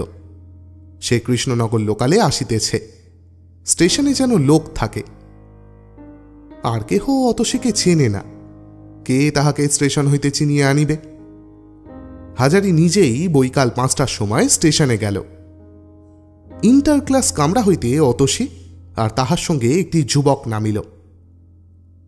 কিন্তু তাহাদের অভ্যর্থনা করিতে কাছে গিয়া হাজারি যাহা দেখিল, তাহাতে মনে হইল পৃথিবীর সমস্ত আলো এক মুহূর্তে মুছিয়া লেপিয়া অন্ধকারে একাকার হইয়া গিয়াছে তাহার চক্ষুর সম্মুখে। অতসীর বিধবা বেশ। অতসী হাজারির পায়ের ধুলা লইয়া প্রণাম করিয়া বলিল, কাকাবাবু ভালো আছেন? ইনি কাকাবাবু সুরেন, এ আমার ভাসুরপো, কলকাতায় পড়ে। অমন করে দাঁড়িয়ে রইলেন কেন? না মা, চলো এসো। ভাবছেন বুঝি আবার ঘাড়ে এসে পড়ল দেখছি। দিয়েছিলাম একরকম বিদায় করে, আবার এসে পড়েছে 7 বোঝা নিয়ে, এই না? বাবা কাকারা এমনি নিষ্ঠুর বটে। হাজারি হঠাৎ কাঁদিয়া উঠিল। এক প্ল্যাটফর্ম বিস্মিত জনতার মাঝখানে কি যে তাহার মনে হইতেছে তাহা সে কাহাকেও বুঝাইয়া বলিতে পারিবে না। মনের কোন স্থান যেন হঠাৎ বেদনায় টনটন করিয়া ভাঙিয়া পড়িয়াছে।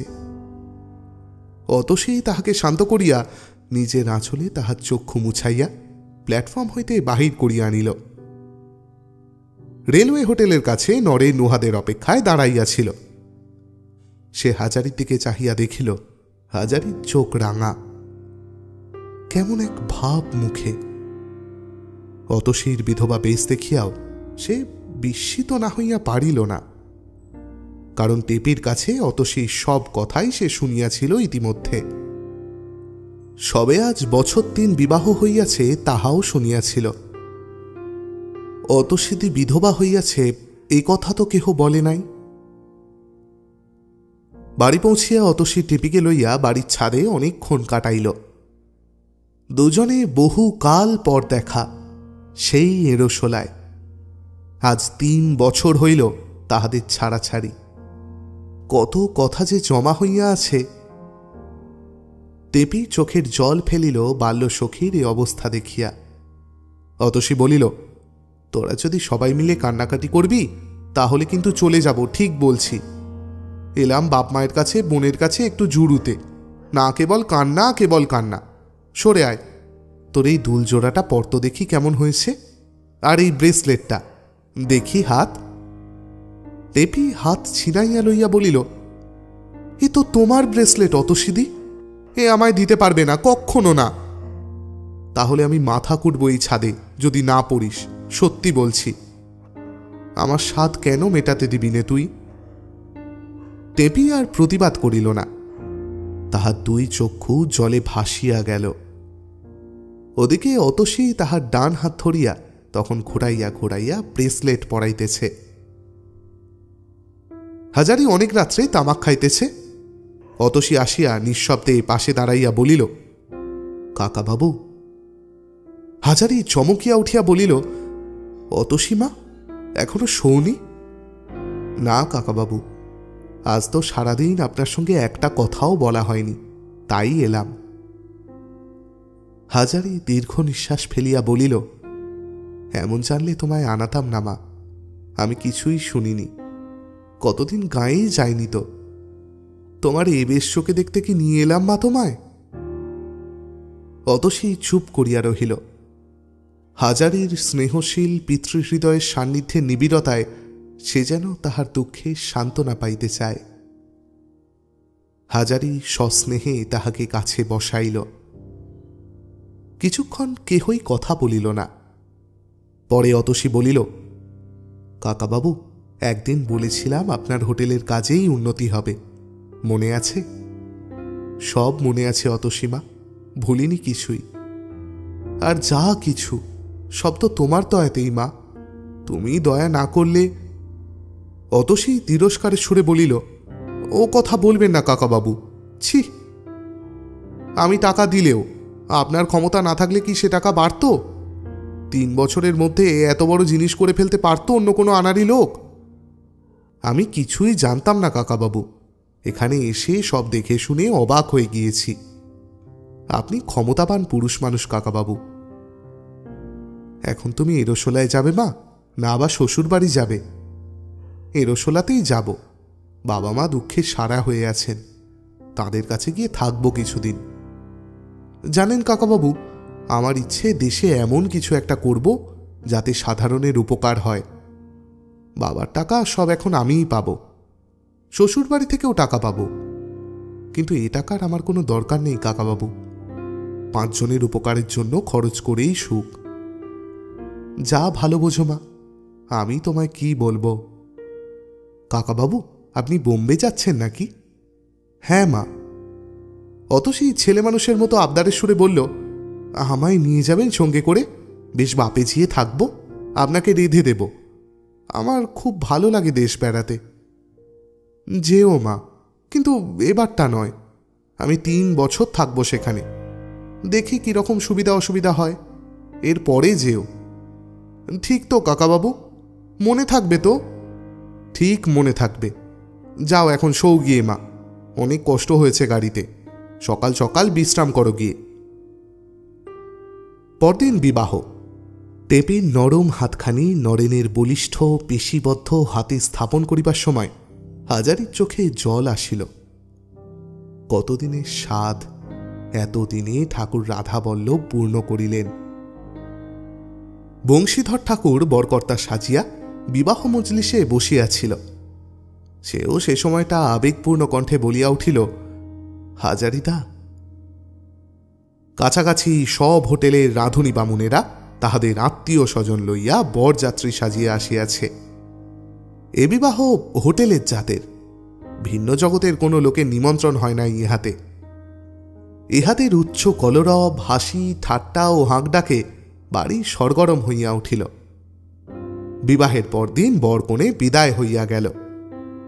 বেশি দূর উহারা যাইবে না, এই রানাঘাটেরই চূর্ণির ধারে বংশীধর একখানা বাড়ি ভাড়া করিয়াছে 5 দিনের জন্য।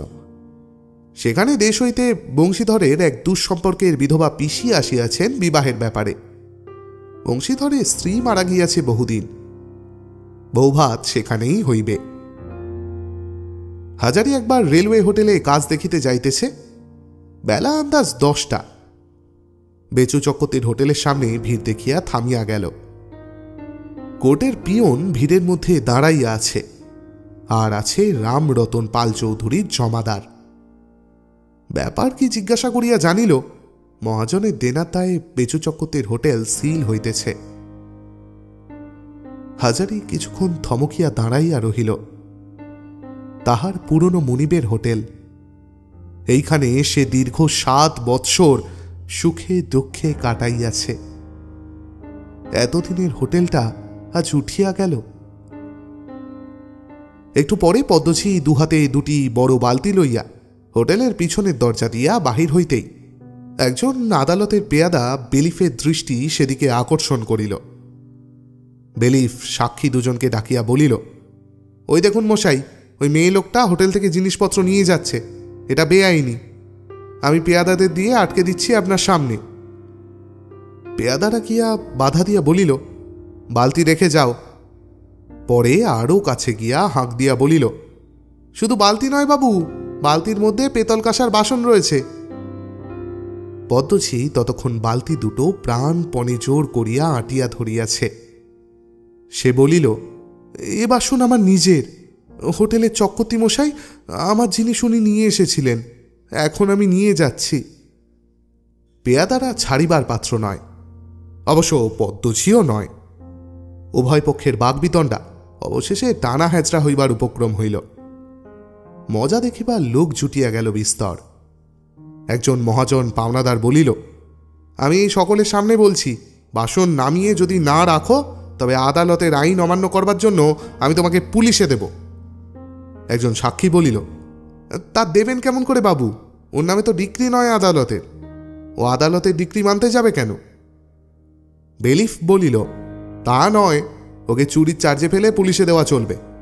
এ হোটেল এখন মহাজন পাওনাদারের, তার ঘর থেকে অপরের জিনিস নিয়ে যাওয়ার রাইট কি? ওকে জিজ্ঞেস করো ও ভালোই ভালোই দেবে কিনা। পদ্মঝি তা দিতে রাজি নয়। সে আরও জোর করিয়া আঁকড়াইয়া ধরিয়া আছে বালতি দুটি। বেলিফ বলিল, কেড়ে নাও মাল ওর কাছ থেকে, বদমাইশ মাগি কোথাকার, ভালো কথায় কেউ নয়। পেয়াদারা এবার বীর দর্পে আসিয়া গেল। পুনরায় একছোট ধস্তাধস্তির সূত্রপাত হইবার উপক্রম হইতেই হাজারি সেখানে গিয়া দাঁড়াইয়া বলিল, পদ্ম দিদি, বাসন ওদের দিয়ে দাও। লজ্জায় ও অপমানে পদ্মঝির চোখে তখন জল আসিয়াছে। জনতার সামনে দাঁড়াইয়া এমন অপমানিত সে কখনো হয় নাই। এই সময় হাজারিকে দেখিয়া সে হাউ হাউ করিয়া কাঁদিয়া ফেলিল। এই দেখো না ঠাকুর মশাই, তুমি তো কতদিন আমাদের হোটেলে ছিলে, এ আমার জিনিস না, বলো না তুমি এ বালতি কার? হাজারি সান্ত্বনা সুরে বলিল, কেঁদো না এমন করে পদ্ম দিদি, এ হলো আইন আদালতের ব্যাপার। বাসন রেখে এসো ঘরের মধ্যে, আমি দেখছি তারপর কি ব্যবস্থা করা যায়। অবশ্য তখন কিছু করবার উপায় ছিল না।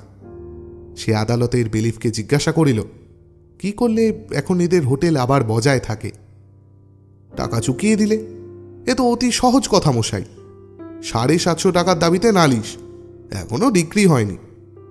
বিচারের আগে সম্পত্তি সিল না করলে দেনাদার ইতিমধ্যে মাল হস্তান্তর করতে পারে, তাই সিল করা। আদালতের পেয়াদারা কাজ শেষ করিয়া চলিয়া গেল। বেচু চক্রবর্তীকে একধারে ডাকিয়া হাজারি বলিল, আমার সাথে চলুন না কর্তামশাই, একবার স্টেশনের দিকে আসুন, কথা আছে। রেলের হোটেলে নিজের ঘরটিতে বেচু চক্রবর্তীকে বসাইয়া হাজারি বলিল, কর্তা, একটু চা খাবেন? বেচু চক্রবর্তীর মন খারাপ খুব। চা খাইতে প্রথমটা চাহে নাই, হাজারি কিছুতেই ছাড়িল না। চা পান ও জলযোগান্তে বেচু বলিল, হাজারি, তুমি তো 7-8 বছর আমার সঙ্গে ছিলে, জানো তো সবই। হোটেলটা ছিল আমার প্রাণ। আজ 22 বছর হোটেল চালাচ্ছি, এখন কোথায় যাই আর কি করি? পৈতৃক জোতজমা ঘরদোর যা ছিল ফুলে নাবলায় সে এখন আর কিছুই নাই। ওই হোটেলে ছিল বাড়ি। এমন কষ্ট হয়েছে, এই বুড়ো বয়সে এখন দাঁড়াই কোথায় বলতো, চালাই কি করে? এমন অবস্থা হলো কি করে কর্তা? দেনা বাঁধালেন কি করে? খরচে আয়ে ইদানিং কুলোতো না হাজারি। দুবার বাসন চুরি হয়ে গেল। ছোট হোটেল, আর কত ধাক্কা সইবার যান ছিল ওর। কাবু হয়ে পড়ল, খদ্দের কমে গেল, বাড়ি ভাড়া জমতে লাগলো, এইসব নানা রকম উৎপাত। হাজারি বেচু চক্রবর্তীকে তামাক সাজিয়ে দিয়া বলিল, কর্তা, একখানা কথা আছে বলি। আপনি আমার পুরনো মনিব। আমার যদি টাকা এখন থাকতো, আপনার হোটেলের সিল আমি খুলিয়ে দিতাম।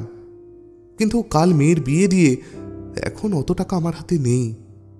তাই বলছি, যতদিন বোম্বে থেকে না ফিরি আপনি আমার বাজারের হোটেলের ম্যানেজার হয়ে হোটেল চালান। 25 টাকা করে আপনাকে খরচ দেব। হাজারি মাহিনার কথাটা বলিতে পারিল না। খাবেন দাবেন হোটেলে, আর পদ্মদিদিও ওখানে থাকবে, মাইনে পাবে, খাবে। কি বলেন আপনি? বেচু চক্রবর্তীর পক্ষে ইহা অস্বপনের স্বপন। এ আশা সে কখনো করে নাই। রেলবাজারের অত বড় কারবারি হোটেলের সে ম্যানেজার হইবে। পদ্মঝিও খবরটা পাইয়াছিল বোধহয় বেচুর কাছেই। সেদিন সন্ধ্যাবেলা সে কুসুমের বাড়ি গেল।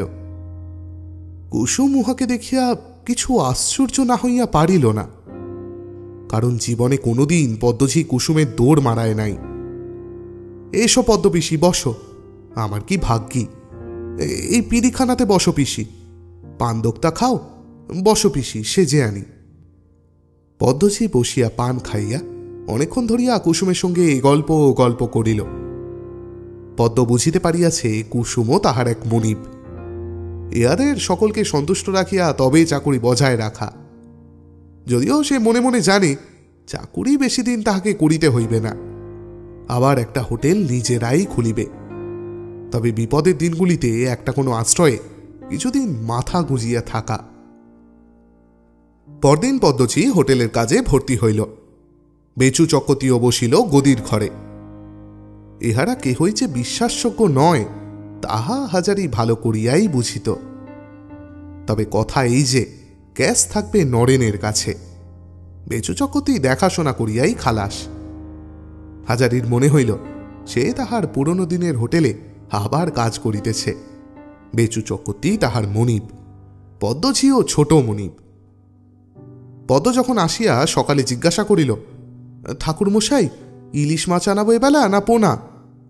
তখন হাজারি পূর্ব অভ্যাস মতোই সম্ভ্রমের সঙ্গে উত্তর দিল, যা ভালো মনে করো পদ্মদিদি, পচা না হলে ইলিশই এনো। বেচু চক্রবর্তী পাকা ব্যবসাদার লোক এবং হোটেলের কাজে তাহার অভিজ্ঞতা হাজারির অপেক্ষা অনেক বেশি। সে হাজারিকে ডাকিয়া বলিল, হাজারি, একটা কথা বলি।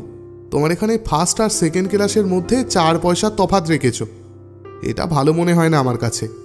এতে করে সেকেন্ড ক্লাসে খদ্দের কম হচ্ছে, বেশি লোক ফার্স্ট ক্লাসে খায়, অথচ খরচা যা হয় তাদের পেছনে তেমন লাভ দাঁড়ায় না।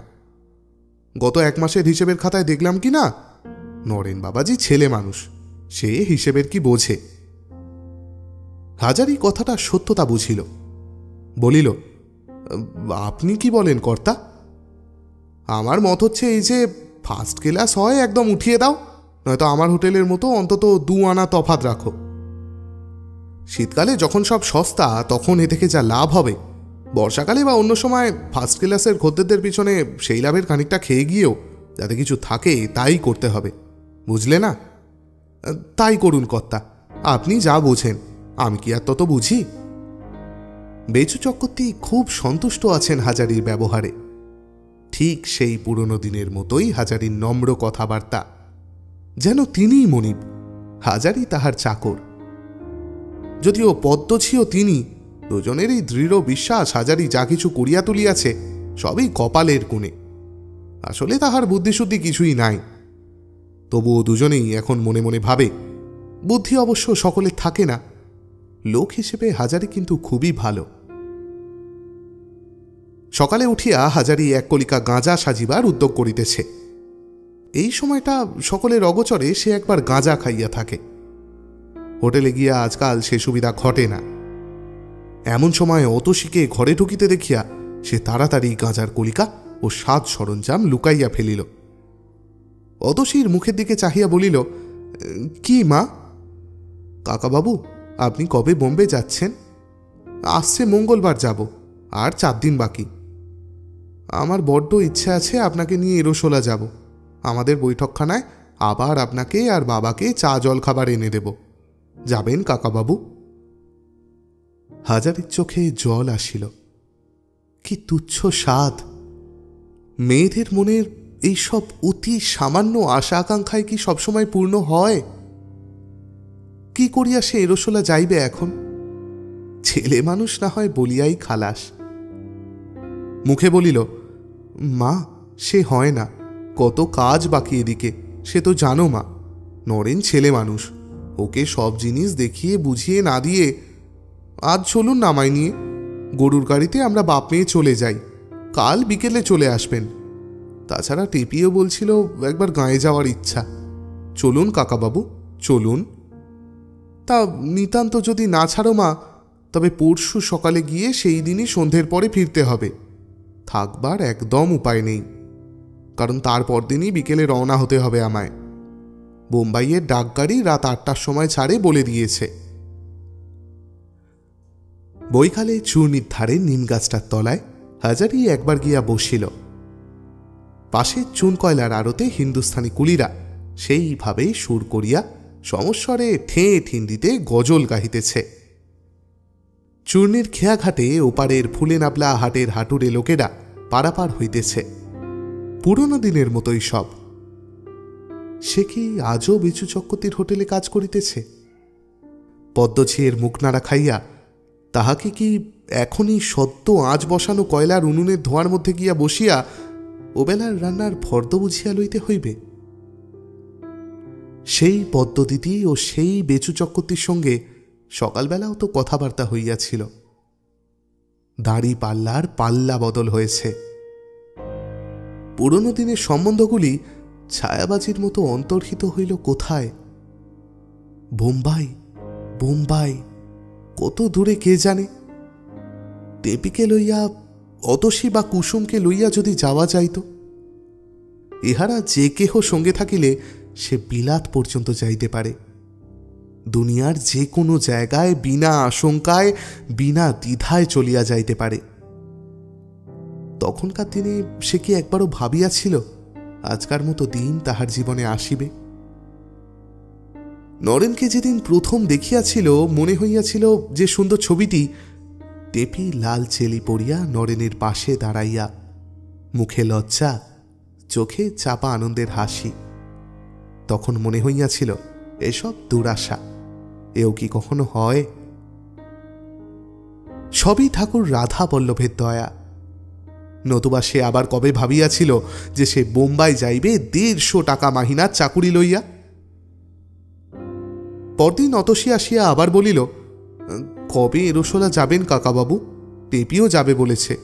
কাকিমাও বলছিলেন গাঁ থেকে আজ সেই 2-2.5 বছর আগে এসেছেন, আর কখনো যাননি। ওরও যাওয়ার ইচ্ছা। একদিনের জন্যও চলুন না। আবার সগ্রামে আসিয়া উহাদের গাড়ি ঢুকিল বহুদিন পরে। হাজারির বাড়িটি বাসযোগ্য নাই, খড়ের ঘর। এতদিন দেখাশোনার অভাবে নষ্ট হইয়া গিয়াছে। ঝড়ে খড় উড়িয়া যাওয়ার দরুন চালের নানা জায়গা দিয়া নীল আকাশ দিব্যি চোখে পড়ে। অতসী টানাটানি করিতে লাগিল তাহাদের বাড়িতে সব শুদ্ধ লইয়া যাইবার জন্য। কিন্তু টেপির মা রাজি নয়। নিজের খত্তরের ওপর মেয়ে মানুষদের চিরকালের টান। ভাঙা ঘরের উঠোনে জঙ্গল নিজের হাতে তুলিয়া ফেলিয়া টেপির সাহায্যে ঘরের দাওয়া ও ভিতরকার মেঝে পরিষ্কার করিয়া নিজের বাড়িতেই সে উঠিল। টেপিকে বলিল, তুই বস মা, আমি পুকুরে একটা ডুব দিয়ে আসি। পেয়ারাতলার ঘাটে কতদিন যায়নি। পুকুরের ঘাটে গিয়া এপাড়ার রাধু চাটুর্যের পুত্রবধূর সঙ্গে প্রথমেই দেখা। সে মেয়েটির বয়স টেপির মায়ের সমান। দুজনেই যথেষ্ট ভাব চিরকাল। টেপির মাকে দেখিয়া সে তো একেবারে অবাক। বাসন মাজা ফেলিয়া হাসি মুখে ছুটিয়া আসিয়া বলিল, ওমা, দিদি যে! কখন এলে দিদি? আর কি আমাদের কথা মনে থাকবে তোমার? এখন বড় লোক হয়ে গিয়েছো সবাই বলে, গরিবের কথা কি মনে পড়ে? দুজনে দুজনকে জড়াইয়া ধরিয়া কাঁদিয়া ফেলিল। কিছুক্ষণ পরে রাধু চাটুর্যের পুত্রবধূকে সঙ্গে লইয়া টেপির মা ঘাট হইতে ফিরিল। মেয়েটি বাড়িতে ঢুকিয়া টেপিকে বলিল, চিনতে পারিস মা? ও মা, কাকিমা যে, আসুন আসুন। এসো মা, জন্ম এও স্ত্রী হও, সাবিত্রীর সমান হও। হ্যাঁ গা, তোমাদের কেমন আক্কেল? মেয়ে আনলে অমনি জামাইকে আনতে হয় না? শুনেছি চাঁদের মতো জামাই হয়েছে। এ চুরি কে দিয়েছে দেখি মা? কভরি? একে কি বলে? পাশা? দেখি দেখি, কখনো শুনিও নি এসব নাম। তা একটা কথা বলি, তোমাদের রান্না এবেলা এখানে হওয়ার উপায় নেই। আমাদের বাড়িতে তোমরা সবাই এবেলা দুটো ডাল ভাত। টেপি বলিল, সে হবে না কাকিমা, অতসিদি এসেছে আমাদের সঙ্গে, জানেন না? অতসিদি সবাইকে বলেছে খেতে, সেখানেই নিয়ে গিয়ে তুলছিল আমাদের। মা গেল না। জানেন তো মার 7 প্রাণ বাঁধা এই ভিটের সঙ্গে। রানাঘাটের অমন বাড়ি, কলের জল, শহর জায়গা, সেখানে থাকতেও মা শুধু বাড়ি বাড়ি করে। আহা, বাড়ির কি ছিরি! ফুটো খড়ের চাল, বাড়ি বললেও হয়, গোয়াল বললেও হয়। বাবের বাড়ি নিন্দে করিস নে, যা যা, আজ না হয় বড়লোক শ্বশুর হয়েছে, এই ফুটো খড়ের চালের তলায় তো মানুষ হয়েছ মা। হাসি গল্পের মধ্যে দিয়া প্রায় ঘণ্টা 2 কখন কাটিয়া গেল। ইহাদের আসার খবর পাইয়া এপাড়ার ওপাড়ার মেয়ে মহলে সবাই দেখা করিতে আসিল। জামাইকে সঙ্গে করিয়া না আনার দরুন সকলেই অনুযোগ করিল। টেপির মা বলিল, জামাইয়ের আসবার জো নেই যে, রেলের হোটেলে দেখাশোনা করেন, সেখানে একদিন না থাকলেও চুরি হবে, উপায় থাকলে আনিনে মা। অতসীর দুর্ভাগ্যের কথা সকলেই পূর্বে জানিত। গ্রামশুদ্ধ লোক, তাহার জন্য দুঃখিত। সবাই এক বাক্যে বলিল, অমন মেয়ে, দেবীর মতো মেয়ে, তারই কপালে এই দুঃখ, এই কচি বয়সে। সন্ধ্যার দেরি নাই। অতসীদের বৈঠকখানায় বসিয়া অতসীর বাবার সঙ্গে হাজারি কথাবার্তা বলিতেছিল। হরিচরণবাবু কন্যার অকাল বৈধব্যে বড় বেশি আঘাত পাইয়াছেন। হাজারির মনে হইল যেন এই 2.5 বৎসরের ব্যবধানে তাহার 10 বৎসর বাড়িয়া গিয়াছে। মেয়েকে দেখিয়া আজ তবুও একটু সুস্থ হইয়াছেন। হরিচরণবাবু বলিলেন, এই দেখো, তোমার বয়স আর আমার বয়স খুব বেশি তফাৎ হবে না। তোমারও তো প্রায় 50 হয়েছে, না হয় 1-8 বছর বাকি আছে, কিন্তু তোমার জীবনে উদ্যম আছে, আশা আছে, মানে তুমি এখনো যুবক, কাজ করবার শক্তি তোমার এখনো বেশি। এই বয়সে বম্বে যাচ্ছ, শুনে হিংসে হচ্ছে হাজারি। বাঙালিদের মধ্যে তোমার মতো লোক যত বাড়বে, ঘুমন্ত যাত্রা ততই জাগবে। এরা 35 বছর বয়সে গলায় তুলসীর মালা পরে পরকালের জন্য তৈরি হয়। দেখছো না আমাদের গায়ের দশা? ইহকালই দেখলি নে, ভোগ করলি নে, তোদের পরকালে কি হবে বাপু? সেখানেও সেই ভূতের ভয়, পরকালে নরকে যাবে। তুমি কি ভাবো অকর্মা অলস ভীরু লোকেদের স্বর্গে জায়গা দেন ভগবান? এই সময়ে পুরনো দিনের মতো অতসী আসিয়া উহাদের সামনে টেবিলে জলখাবারের রেকাবি রাখিয়া বলিল, খান কাকাবাবু, চা আনি। বাবা তুমিও খাও, খেতে হবে, সন্ধ্যের এখনো অনেক দেরি। কিছুক্ষণ পরে চা লইয়া অতসী আবার ঢুকিল, পিছন পিছন টেপি। সেই পুরনো দিনের মতোই সব, তবু কত তফাৎ। অতসীর মুখের দিকে চাহিলে হাজারির বুকের ভেতরটা বেদনায় টনটন করে ওঠে। তবুও তো মা বাপের সামনে অতসী বিধবার বেশ যতদূর সম্ভব বর্জন করিয়াছে। মা বাপের চোখের সামনে সে বিধবার বেশে ঘুরিতে ফিরিতে পারিবে না, ইহাতে পাপ হয় হইবে। অতসীর দিকে চাহিয়া হাজারি বলিল, কেমন মা, তোমার স্বাদ তো ছিল, মিটেছে? হরিচরণবাবু সান্ধানিক করিতে বাড়ির মধ্যে গেলেন। নিশ্চয় কাকাবাবু। টেপি কি বলিস? কতদিন ভাবতুম গায়ে তো যাব, সেখানে টেপিও নেই, কাকাবাবুও নেই, কাদের সঙ্গে দুটো কথা বলবো? কাল আমার সঙ্গে রানাঘাটে যেতে হবে কিন্তু মা। বাহ, সে আমি বাবা মাকে বলে রেখেছি। আপনাকে উঠিয়ে দিতে যাব না সে কি হয়? কাকাবাবু, টেপি এখন দিন কতক আমার কাছে এখানে থাক না, তাহলে আপনাকে গাড়িতে তুলে দিয়ে আসবার সময় ওকে সঙ্গে করে আনি। নরেনবাবু মাঝে মাঝে এখানে আসবেন এখন। নরেনের কথা বলাতে টেপি বাবার অলক্ষিতে অতসীকে একটা রাম চিমটি কাটিল। কাকাবাবু, পুজোর সময় আসবেন তো? আমাদের গাঁয়ে আমরা ঠাকুর পুজো করব। পুজোর তো এখনো অনেক দেরি মা, যদি সম্ভব হয় আসবো বই কি। তবে তুমি যদি পুজো করো তবে আসবার খুব চেষ্টা করব। টেপি বলিল, তোমাকে আসতেই হবে বাবা। মা বলেছে এবারে প্রতিমা গড়িয়ে কোজাগরি লক্ষ্মী পূজা করবে। এখনো 3-4 মাস দেরি পুজোর, সেই সময় ছুটি নিয়ে আসবে বাবা, কেমন তো? রাধু মুখুজ্জের পুত্রবধূ নাছরবান্ধা হইয়া পড়িয়াছিল রাত্রে তাহাদের বাড়িতে সকলকে খাইতে হইবেই। দেবীর মা সন্ধেবেলা হইতেই রাধু মুখুজ্জের বাড়ি গিয়া জুটিয়াছে। মোচা কুটিয়া, দেশি কুমড়া কুটিয়া তাহাদের সাহায্য করিতেছে। সেই সরলা গ্রাম্য মেয়ে। শহরের জীবনযাত্রার চেয়ে পাড়াগাঁয়ের এই জীবন তাহার অনেক ভালো লাগে। সে বলিতেছিল, ভাই, শহরে টহরে কি আমাদের পোষায়? এই যে কুমড়োর ডাঁটাটুকু, এই 1 পয়সা। এই এতটুকু করে কুমড়োর ফালি 1 পয়সা। সে ফালি কাটতে বোধ হয় পোড়ার মুখো মিনসেদের হাত কেটে গিয়েছে। আমার ইচ্ছে কি জানো ভাই, উনি চলে গেলে আমি 3-4 দিনের মধ্যে আবার গাঁয়ে আসব। পুজো পর্যন্ত এখানেই থাকব। মেয়ে জামাই থাকলো রানাঘাটের বাসায়, ওরাই সব দেখাশোনা করুক, ওদেরই জিনিস। আমার সেখানে ভালো লাগে না। স্বামীকে কথাটা বলিতে হাজারি বলিল, তোমার ইচ্ছা যা হয় করো, কিন্তু তার আগে ঘরখানা তো সারানো দরকার। ঘরে জল পড়ে ভেসে যায়, থাকবে কি সে? টেপির মা বলিল, সে ভাবনায় তোমার দরকার নেই। আমি অতসীদের বাড়ি থেকে কি ওই মুখুজ্জিদের বাড়ি থেকে ঘর সারিয়ে নেব। জামাইকে বলে দিও খরচ যা লাগে যেন দেয়। রাধু মুখুজ্জের বাড়ি রাত্রে আহারের আয়োজন ছিল যথেষ্ট। খিচুড়ি, ভাজাভুজি মাছ, ডিমের ডালনা, বড়া ভাজা, টক দই, আম সন্দেশ। অতসীকেও খাইতে বলা হইয়াছিল, কিন্তু সে আসে নাই। দেবী ডাকিতে গেলে অতসী বলিল, তাহার মাথা নাকি ভয়ানক ধরিয়াছে, সে যাইতে পারিবে না। শেষ রাত্রে 2খানা গাড়ি করিয়া সকলে আবার রানাঘাট আসিল। দুপুরের পর হাজারি একটু ঘুমাইয়া লইল। ট্রেন নাকি সারা রাত চলিবে। কখনো সে অতদূর যায় নাই, অতক্ষণ গাড়িতেও থাকে নাই। ঘুম হইবে না কখনোই। যাইবার সময় টেপি ও টেপির মা কাঁদিতে লাগিল। কুসুমও ইহাদের সঙ্গে যোগ দিল। অতসী সকলকে বুঝাইতে লাগিল, ছি, কাঁদে না, ও কি কাকিমা, বিদেশে যাচ্ছেন একটা মঙ্গলের কাজে। ছি টেপি, অমন চোখের জল ফেলো না ভাই। হাজারি ঘরের বাহির হইয়াছে, সামনেই পদ্মঝি। পদ্মঝি বলিল, এই গাড়িতেই যাবেন ঠাকুর মশাই? হ্যাঁ পদ্ম দিদি, এবেলা খদ্দের কত? তা 40 জনের ওপর, সেকেন্ড ক্লাসে বেশি। ইলিশ মাছ নিয়ে এসেছিলে তো?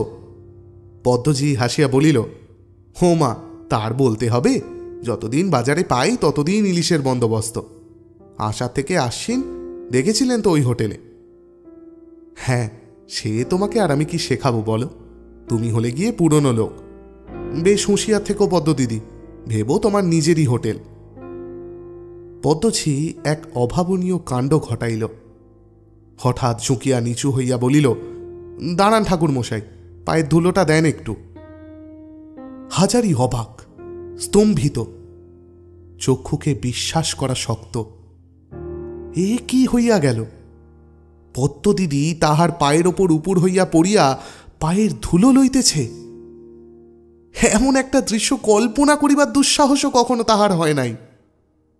কোন সৌভাগ্যটা বাকি রইল তার জীবনে? স্টেশনে তুলিয়া দিতে আসিল 2 হোটেলের কর্মচারীরা প্রায় সকলেই। তাছাড়া অতসী, টেপি, নরেন। বাহিরের লোকের মধ্যে যদু বাড়ুচ্ছে।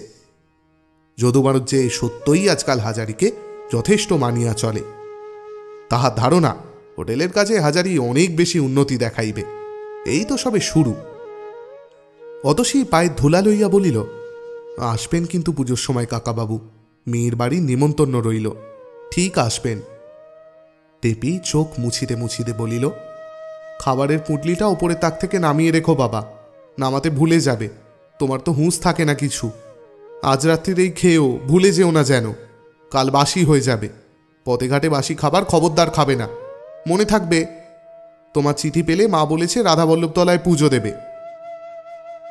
চলন্ত ট্রেনের জানালার ধারে বসিয়া হাজারির কেবলই মনে হইতেছিল, পদ্মদিদি যে আজ তাহার পায়ের ধুলা লইয়া প্রণাম করিল, এই সৌভাগ্য হাজারির সকল সৌভাগ্যকে ছাপাইয়া ছাড়াইয়া গিয়াছে। সেই পদ্মদিদি, ঠাকুর রাধাবল্লভ, জাগ্রত দেবতা তুমি। কোটি কোটি প্রণাম তোমার চরণে। তুমিই আছো, আর কেহ নাই, থাকিলেও জানি না।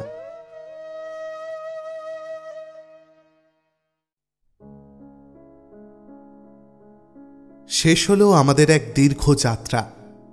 বিভূতিভূষণ বন্দ্যোপাধ্যায়ের লেখা আদর্শ হিন্দু হোটেলে সম্পূর্ণ শ্রুতিরূপ এবার উপস্থিত আপনাদের কাছে। শূন্য থেকে একটু একটু করে পাহাড় চড়ে, মাঝে মাঝেই পা পিছলে আবার শূন্যে ফিরে, আবার নতুন উদ্যমে উঠে কি করে আকাশ ছুঁতে হয়, আমাদের হাজারি ঠাকুর তা জানেন। আমরাও আজ জানলাম, শিখলাম অনেক কিছু ওর কাছে। দীর্ঘ ঝড়ঝঞ্ঝার পর আকাশ ভরা সোনা রোদ মেখে শেষ হলো আমাদের প্রিয় উপন্যাসটা। আচ্ছা, আজ আসি তবে। জানি এই জার্নিটা শেষে আমার মতো আপনাদেরও মন খারাপ। যাই, খুঁজে আসি কোথায় খুশির রসদ পাওয়া যায়। খুব শিগগিরই দেখা হবে আবার আপনাদের সঙ্গে। ততদিন ভালো থাকবেন, সাবধানে থাকবেন, সুস্থ থাকবেন।